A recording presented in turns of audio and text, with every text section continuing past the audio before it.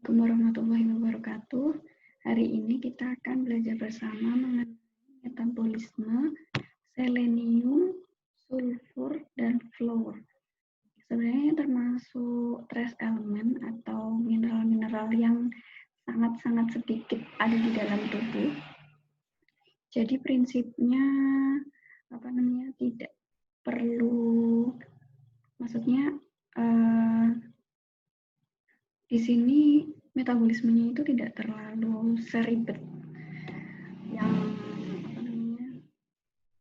yang seperti makro atau mikro ya, misalkan kalsium, natrium, kemudian mikro misalkan zat besi gitu. Kemudian Ibu akan share screen. Ini ya.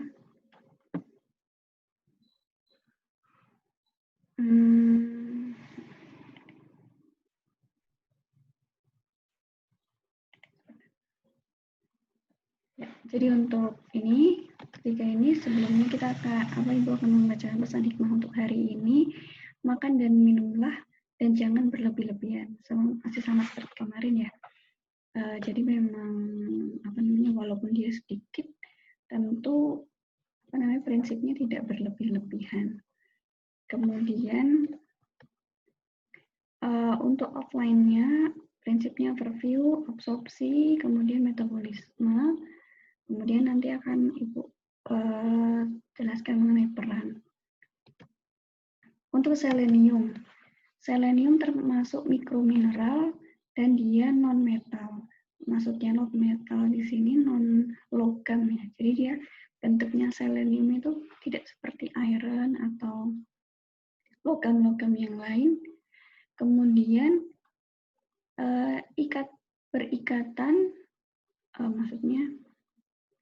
ikatan kimia dari selenium itu mirip dengan sulfur. Jadi si selenium ini bisa digantikan oleh sulfur. Jadi can often substitute atau mengganti ya.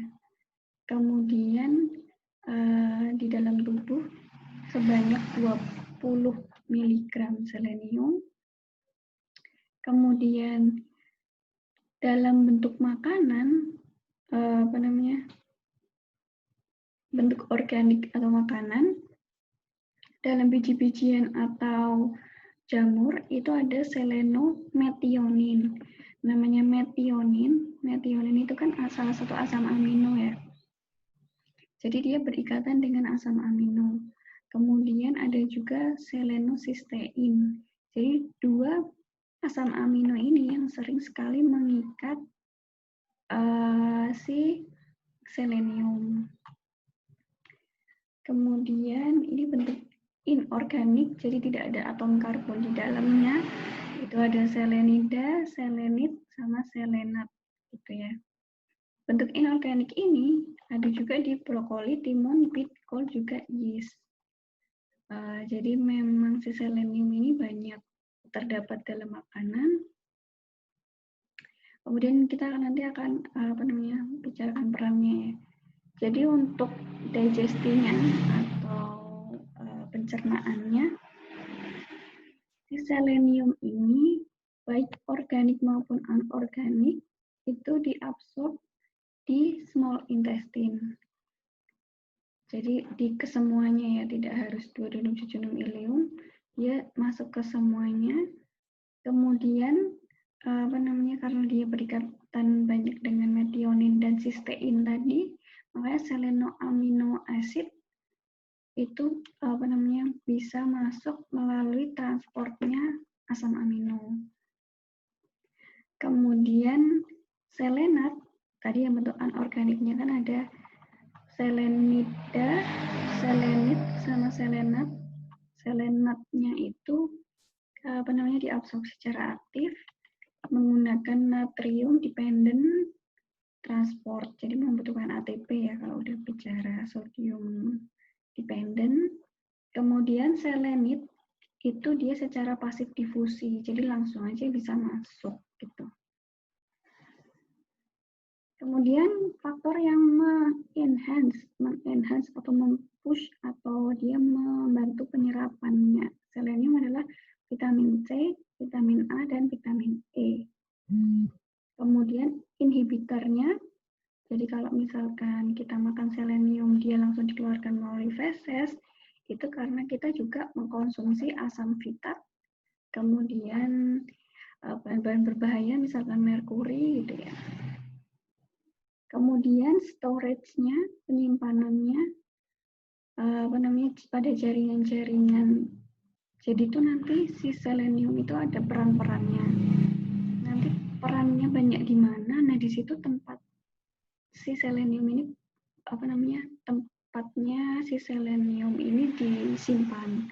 Jadi dia akan komposisinya lebih banyak di daerah situ. Seperti thyroid gland, kidney, ginjal, liver, heart, jantung, pankreas, dan otot gitu ya. Kemudian di sini metabolismenya selenium, jadi emang selenium ini nanti akan bentuknya akan berubah-ubah. Jadi si selenium dari selenometionin tadi ya, yang bentuk organiknya si selenometionin ini akan berubah menjadi selenium adenosil metionin, kemudian selenium homocysteine. Jadi si metionin ini kan memang akan terdegradasi ya, memang akan berubah menjadi homocysteine, kemudian cystathionin, kemudian berubah menjadi cysteine. Makanya si metionin ini kan bisa juga, asam amino metionin ini bisa diubah menjadi cysteine dengan metionin, diubah menjadi homocysteine, kemudian cysteine. Nah, ini juga ketika ditempel sama si selenium, nah itu berarti namanya akan berubah selenometionin. Prinsipnya yang besar-besar aja sih. Selenohomocysteine, kemudian selenocysteine. Kemudian akan berubah menjadi selenida. Kemudian untuk yang selenat akan direduksi, jadi dihilangkan satu ionnya. Akan berubah menjadi selenit. Selenit direduksi juga membentuk selenida. Nah, selenida ini akan diubah menjadi selenofosfat yang bisa masuk ke RNA. Setelah di RNA, dia akan diubah menjadi selenocysteine. Jadi si selenocysteine si prinsipnya yang dia akan bentuk disimpannya, kemudian bentuk aktifnya gitu ya.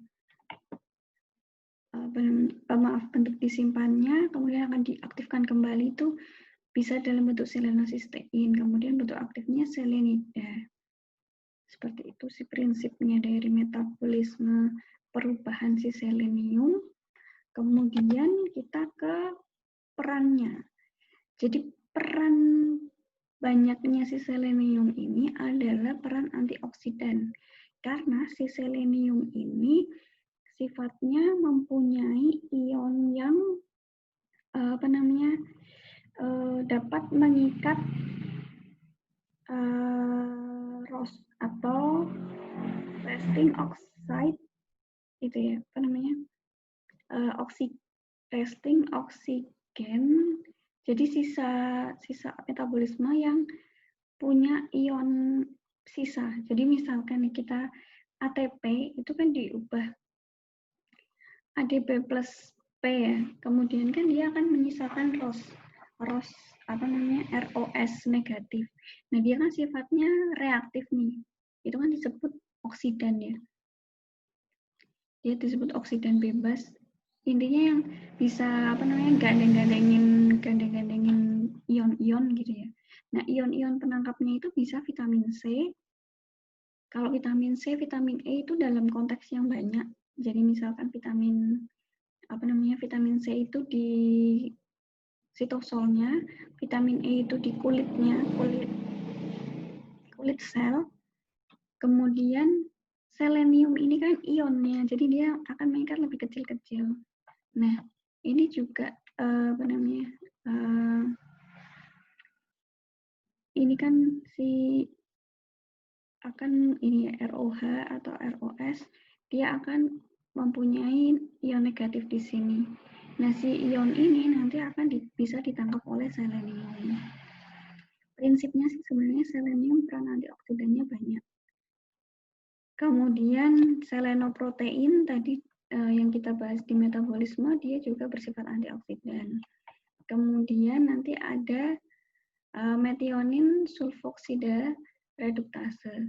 Jadi si metionin berubah menjadi homosistein, kemudian berubah menjadi sistein. Homosistein ini dia sifatnya merusak pembuluh darah jika terlalu banyak. Jadi dia juga dikategorikan sebagai oksidan atau radikal bebas. Nah, akan bisa ditangkap oleh si selenoprotein. Jadi homosisteinnya akan menjadi selenohomosistein tadi ya, dan dia sifatnya lebih tidak reaktif daripada homosistein yang bebas seperti itu. Kemudian ada juga iodotironin. Kemarin mungkin sudah dijelaskan sama Bu Nazula. Jadi untuk mengubah T4 menjadi T3.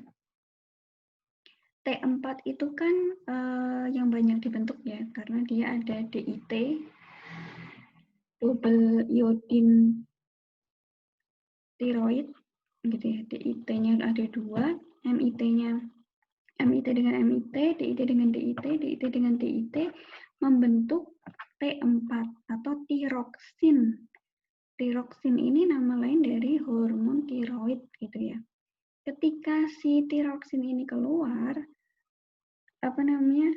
dia itu bentuknya tidak terlalu aktif. Untuk menjalankan peran hormon tiroidnya, dia harus berubah menjadi T3